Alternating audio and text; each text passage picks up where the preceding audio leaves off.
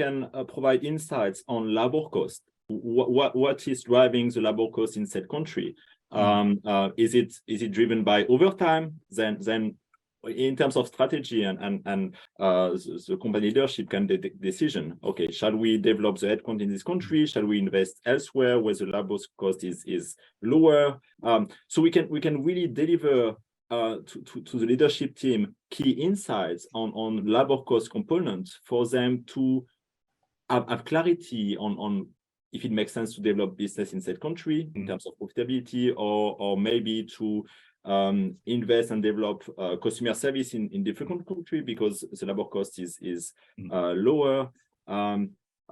So indeed, payroll can really add value and drive some key business decision on in which country to operate, which country to develop, which country there is an issue with labor because they are doing too much overtime, for instance. And then can translate, okay, what is driving this overtime? What we can do to also improve the operational activities to reduce this overtime.